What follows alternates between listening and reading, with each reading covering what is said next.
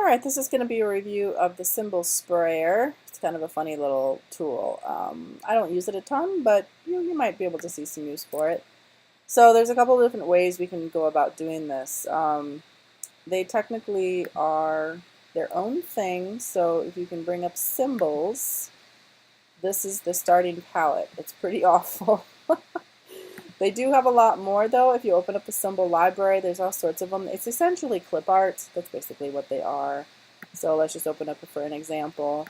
And if you like any of those ones, you can click on it, add it to your swatch palette for the symbols, your symbol palette, and then yeah, and then see where you can go from there. But there's tons of different kinds. So let's just take a quick look, like sushi.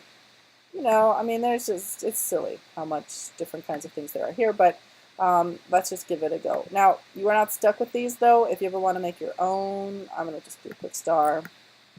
You just simply have to make a shape, select it, and then tell it that you would like it to become a new symbol. You would like it to be a graphic, and that's about it.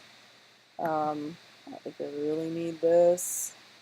And then just call it like star or whatever you want. And now you can see that it's present here. Okay, so now that you've got that, you could go back to the symbol sprayer, and then it just puts a bunch of them down. That's basically it. It's nothing too fancy. I'm going to choose a different one. I'll go ahead and choose this one and use the symbol sprayer. So you can see, like, I really personally don't think that there's any reason that I would ever do this much, but I've helped students out a couple times where they needed a really complex background, and they didn't want it to be a perfect pattern, so we figured out some ways to basically do multiple layers of symbol sprays with different sizes and things. So what you can do is, once you have one, you can duplicate your symbol, double click on it, change its size or color or whatever else you want to do, and then click back out of here, go back to normal mode, and then if I wanted a new set, I'm going to delete this set. I could again click on the symbol sprayer, and then wrong one. And then I've got, a couple different new ones. So, it is what it is. You might find it useful, you might not. But I do want to show you that there are some editable things. So for example, if you kind of wanted a piece of sushi to start with, if you double click on it, this is an editable item. So you can actually, like, it's a complex item. You can see this one's using a mesh tool, so it is complicated. Let's choose this because it's easier to edit. And you can change the color on something. It's good if you needed some, if you just want to borrow a piece from something, you can do that. So if there's anything that you're like, yeah, I would like the sushi. All right, well, grab the sushi, copy it, and then head out of here, and just back in your normal mode, you can paste it. So it's no longer a symbol. Now it's just a piece of clip art. So you can borrow things like that from the symbol sprayer to your heart's content. And then it is going to put it together. You might need to ungroup it if you want to edit anything. And then now you can see, like, I could just shift that to a plain color. You get the idea. Everything is editable, though you might need to ungroup them because the way they've been built, that's just part of how it is. I feel like there's something else to say about that one. No, that's kind of it. It can be fun. It can also be silly. So use it wisely if you're going to use it. But to be honest, the thing I use it most for would probably be to edit some shapes. So let's say I like something like that, but I want to make it my own. Again, I open up the symbol itself, I copy it, and then I move out of the space. And then I can just treat it like any old object. I could still, make alterations and make it a shape, or make it a symbol again if I really felt like it. But in this instance, like, maybe I want to make a pattern out of it, and so I could just align it a couple times, rotate it, and have a whole new system that I could mess around with. So it is fun. I think the other way that it instead of a symbol sprayer, where that's more of an organic way to make things happen, some of you might want to consider using the pattern tool. So I'm going to actually leave this on as something I can utilize for a pattern. A pattern can be anything in your artboard. It can be a grouping of things, it can be one thing, it can be kind of whatever. So once you have something chosen and selected, go up to Object, Pattern, Make, and it immediately adds it to swatches. This is no longer a symbol. This it creates a pattern. You can see it sitting right here. This is also editable should you need to.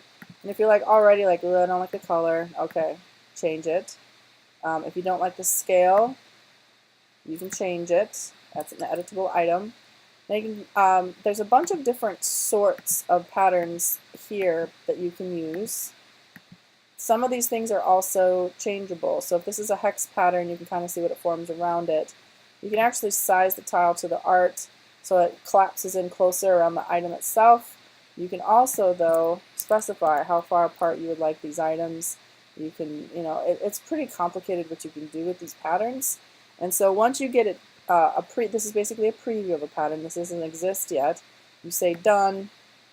See, it's gone. You don't see it, but you can see it here. So now, instead of filling it with something, I can actually choose this. Obviously, that pattern doesn't work, so it's too big. I'll go ahead and just delete this. It doesn't need to exist anymore. And then I could choose a simple shape. It has to be big, though, in order to be able to handle that large pattern. And then again, you can choose that. Now, if you're like, nah, this is just too big, then double-click on the icon for that swatch again. Select the shape, shrink it back down to a thing that might be more manageable. You can change this to get it to line up a little bit properly, however you need it to. And then again, you can say done, and now you can see it edited it.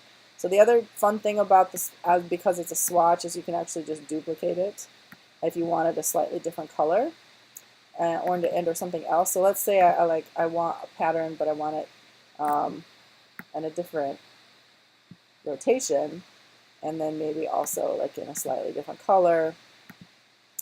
And then that way I could have another shape, and I could fill it with that one. The one thing about patterns is that I do not recommend that you fill these with a background color within these themselves. Within the patterns themselves, do not have background colors because they can cause a lot of ruckus and trouble. They don't align very well when you go to print.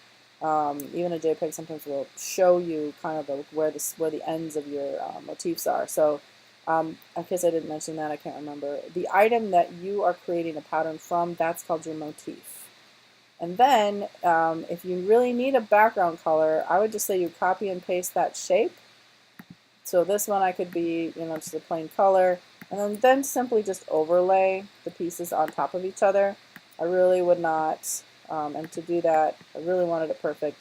I would select both shapes and align them both vertically and horizontally, and now I've got a perfect fit. So just a couple things to help. I use patterns a ton. I make a lot of patterns, really complex ones for fabric, but this is a really fun spot to do this in.